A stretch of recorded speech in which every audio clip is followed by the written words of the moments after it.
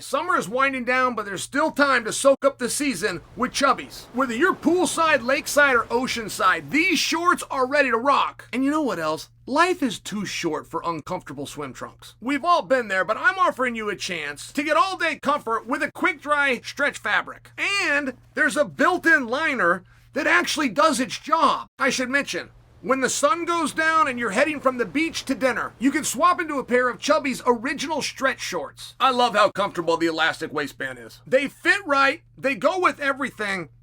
I've been told I look great. And for a limited time, with my exclusive code Chael, I can get you $10 off. Just go to chubbyshorts.com. Whether your plans involve cannonballs, cookouts, or casual Fridays, believe me when I tell you, Chubbies has got you covered. And remember, for a limited time, my listeners get $10 off their order. Just use the code Chael at chubbyshorts.com. That's code Chael, like the famous gangster, at chubbyshorts.com. Let the thighs out, let the good times roll, support the show, let them know I sent you.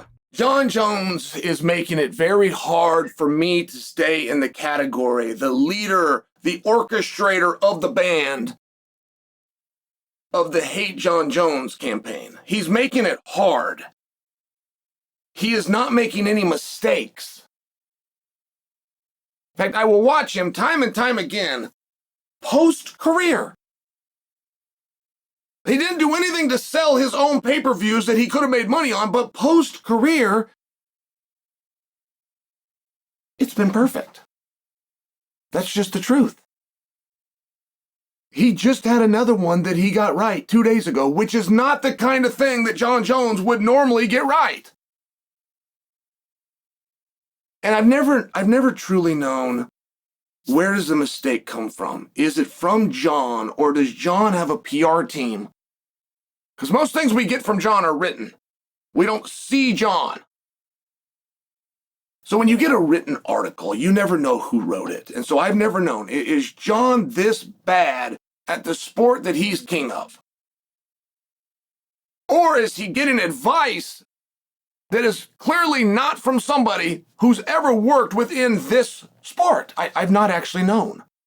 I just know of late, it is Jon, and it is organic. By example, I've seen 2 interviews, most recent of which, and another one, where Jon was at an airport and somebody approached him with a camera. So Jon's not even expecting an interview, not to mention if he just got off a flight, he's a little bit sozzled. Right? It's not like airplanes are the one place that he decides to stay sober.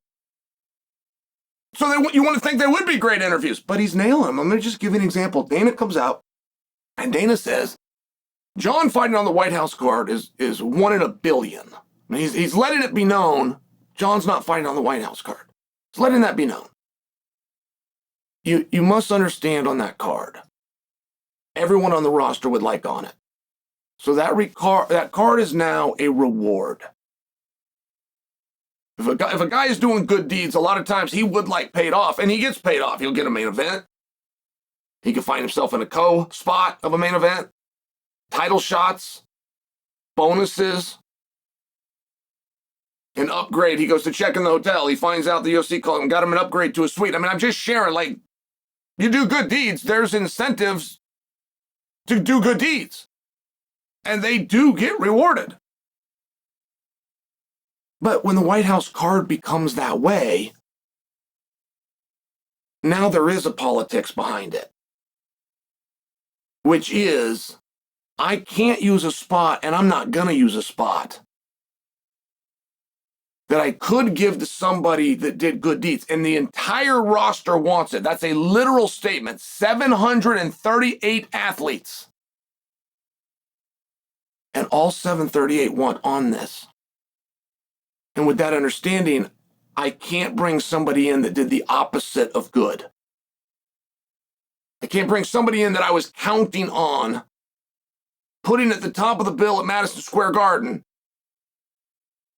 who refused to do it. Refused it when I needed him. And the whole industry knows I wanted him. Can't bring him in and put him in one of those spots. And when I say that you can't, this is figurative. I mean, sure you could. real easily you could. But you can't if you want to keep morale good. And I'll just share with you culturally at the UFC, morale is very good. One of the reasons is because there is a structure and guys understand it, and that structure gets showed a respect to. And it is for those reasons that Jon Jones will not be on the White House card. But either way, he said that he would like to be. So when Dana says there's a 1 in a billion chance, that now means to Jon something that you want, you're not going to get. Being the greatest fighter in the world is not enough to get what you want. Helping the industry is the only way to get what you want. So when this message gets delivered to Jon, obviously, and I just want you to think for a second, how is he going to feel? The greatest of all time,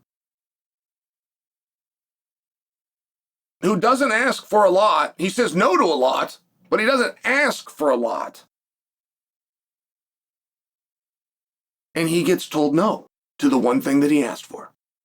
And the one thing that he has demonstrated he really truly does want. He didn't want to come out for any amount of money. He didn't want to come out against Aspinall. He didn't want to come out if it was the O2 Arena or Madison Square Garden. But for the uniqueness and the respect for a White House card, he'll do it. Which means he really wants it. So when he gets informed that he's not going to get it, what do you think his reaction was? And there's very few expressions in all of life that you've been told that are more important than don't ever let them see you sweat. Particularly in the world of business, do not ever let them see you sweat. And that's what Jon did, which was a surprise. I would not have predicted that that's what Jon would have done. I would have predicted he would have gotten nasty. It has never gotten nasty between Jones and the UFC. And you can feel that the UFC is willing to do that, but they're going to let Jon go first. And Jon hasn't done it. And this was a great opportunity for Jon to get nasty and for the UFC then to bring up conversations that they have yet to reveal to the audience took place. But Jon didn't do it. There was a movie, the time that I had seen it, it was the funniest movie I had ever seen. I don't think that statement's true anymore, but it was at the time that I saw it.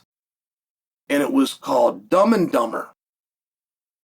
And Jim Carrey was in the movie, and he asked this girl, what are my chances?